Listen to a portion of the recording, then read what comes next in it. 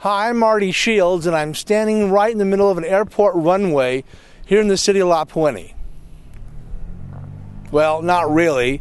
I'm actually standing in the middle of a parking lot here at Hurley Elementary School here in the city of La Puente. But if I've been standing here between the years of 1945 and 1951, I would be standing in the only airport ever here in the city of La Puente. So buckle up your seatbelts, return your chairs to the upright position, and hold on tight as we go back in time and take a look at the only airport ever here in the city of La Puente, the Sky Ranch Airport, here on another forgotten tale of the Rancho La Puente.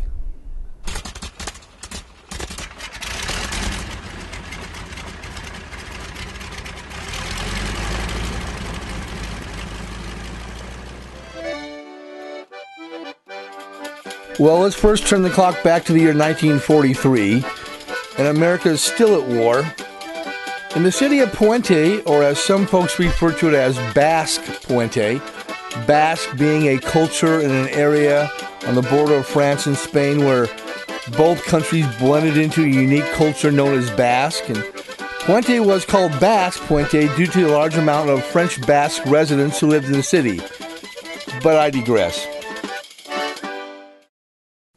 Here's a map of the Puente Valley from 1944, showing a small valley in Puente near the southeast end. The small strip of land was cornered between what was then Pomona Boulevard to the south and Paso Cavina Road to the east.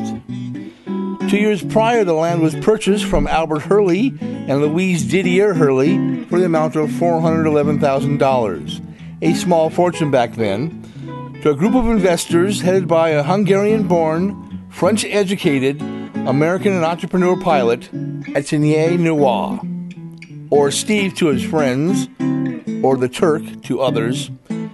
Steve had already become a successful flight instructor in Rosemead, with more than 100 students under his tutelage. He also convinced his partners to make a portion of the land into an airport, an additional price tag of $117,000. A 3,000-foot runway was built, and by mid-1944, Civil Air Cadets were using the auxiliary field for practicing takeoffs and landings. So why would a Hungarian-American buy land here in the tiny valley of Puente and decide to build an airport here? Well, first of all, the area was far enough away from Los Angeles' haze and poor visibility, which hampered flying. Second, the area was flat, just in case of accidental forced landings by amateur pilots. And lastly, the small valley had a gentle, prevailing wind. Some pilots even found the airport's adjacency to the San Jose Hills to the north a picturesque and scenic campsite for overnight pilots to rest. Because of its 627-foot summit, the area was very defensible against the area's bobcats and coyotes, which would occasionally wander into camp at night. Former cadet Harry Gordon wrote in and has shared some of his Sky Ranch experiences with us. We're from West Los Angeles. The brother of one of the cadets had an old bus that we used for the weekend trips to Sky Ranch. The cadets would camp out Saturday night on a little mesa. One of the cadets by the name of Dorothy Weiss flew her first solo at Sky Ranch. Dorothy successfully performed the required 3 takeoffs and landings, but may have relaxed a little after her last landing. Her Cub veered into the weeds and alfalfa next to the runway, as you can see trailing from her wheels. Dorothy's fellow cadets celebrated the occasion by dousing her with a bucket of water. My Civil Air Squadron was my social club.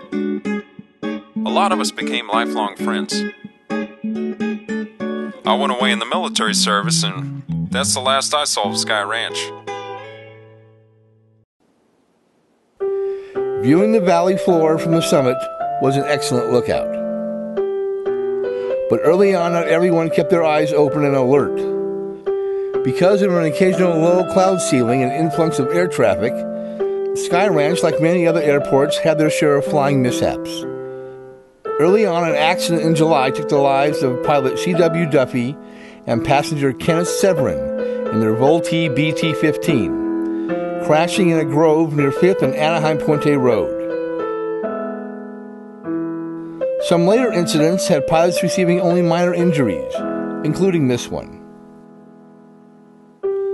By 1945, Steve Noir could see his dream of making flying accessible to the average American beginning to come true.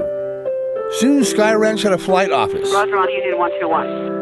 Wait, 18, Roger. Administration and recreational buildings were built, and required a staff of 12 workers headed by Howard Riley.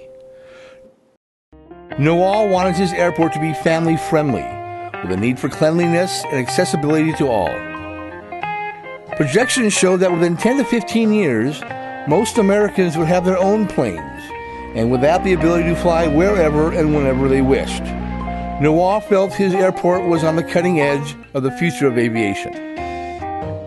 By late 1945, 2 large airplane hangars were built at the southeast end of the airfield, and as more and more GIs returned home, the airport became busier. One afternoon, 20 residents were amazed to see a large P-38 airplane drop from the heavens as it descended into the valley in the new airport below. This was a large aircraft, the kind never seen in these parts, especially not in Puente. The owner and his airport meant business. There were dreams of expansion, a motel, a first-rate dining room, tennis courts, and a large community swimming pool. Flight lessons were now available to the public, Sky Ranch having a talented pool of instructors from which to choose.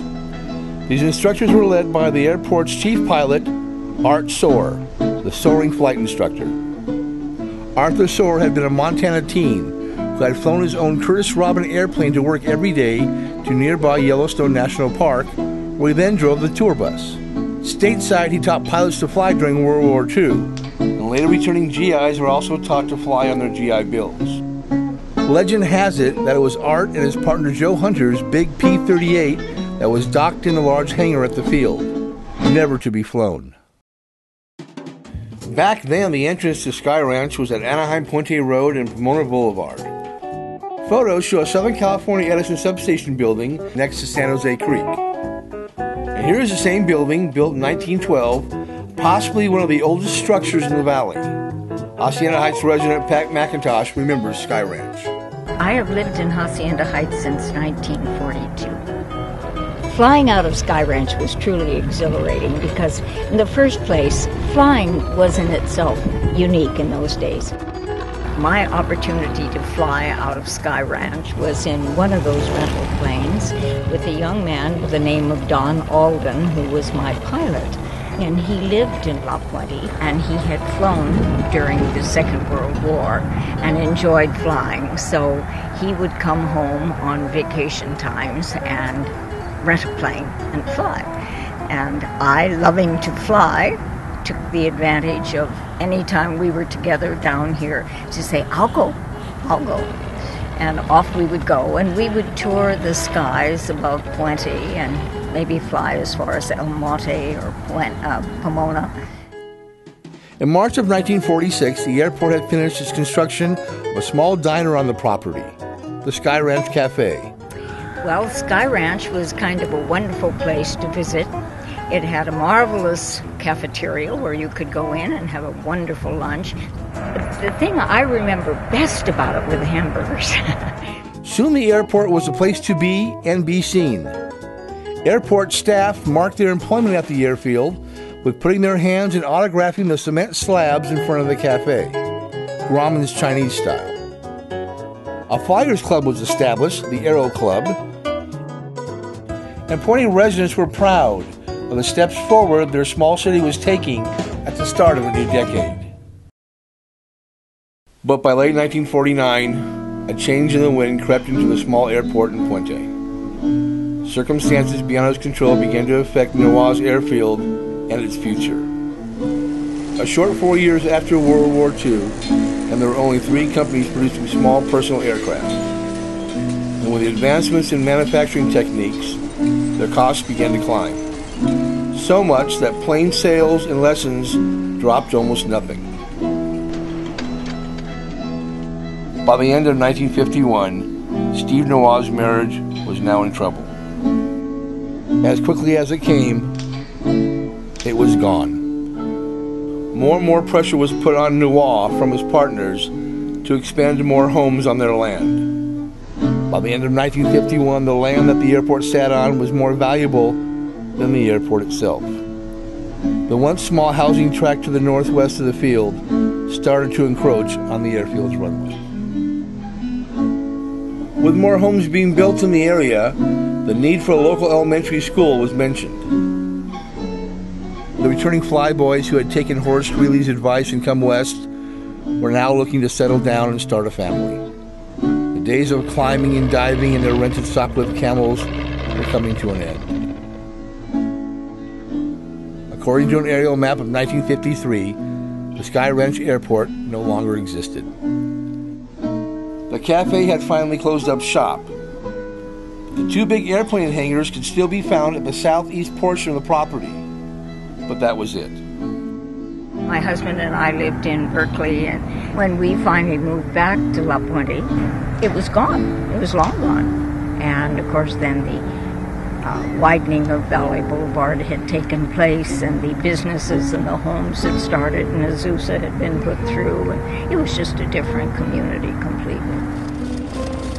The dream of a thriving airport for Puente was quickly fading away. Noir and his once proud patch of land announced the coming expansion of the Sky Ranch Village Homes subdivision. On a brisk, clear February morning, resident Henry Nodal remembered looking up into a bright sky as the sound of a large plane began to circle and climb out of the small Puente Valley. It was the P-38. We lived a mile from the Sky Ranch Airport, but I never saw any other P-38. We were cutting wood at about this time of the morning, and it was cold. And this P-38, which I had never seen this type of an airplane, came and it continued on, and then it turned around, what to me looked like more than a mile, and made the circle.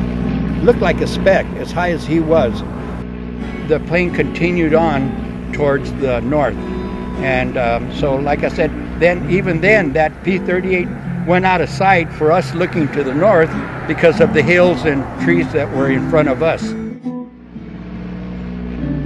The once proud bird of World War II was now only a faded memory of what once was. America was moving on, and Steve Noir's dream was flying away, with all of its cylinders firing as the large P-38 banked right toward the horizon and out of sight.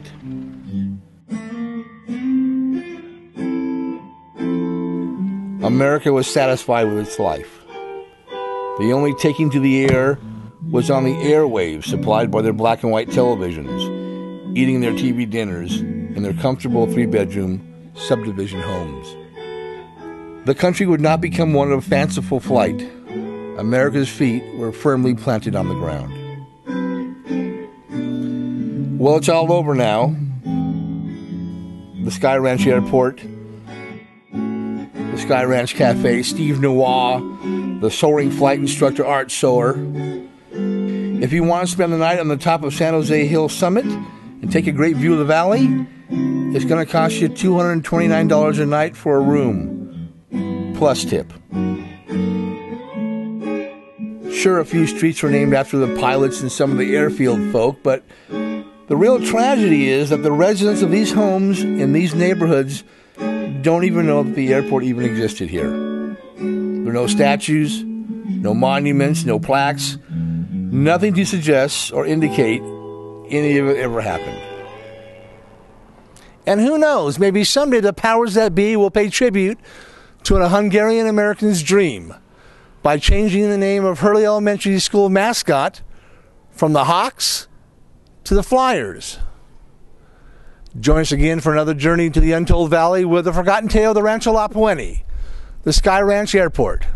Adios, and have a nice flight.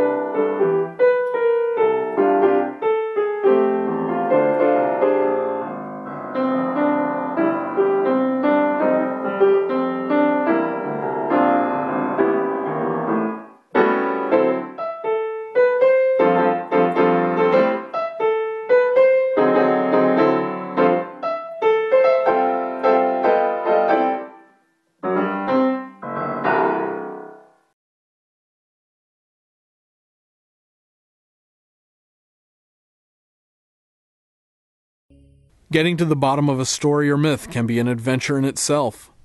If you have a mystery you would like to solve, I suggest you find out for yourself. Discover the information you're looking for at your local library today.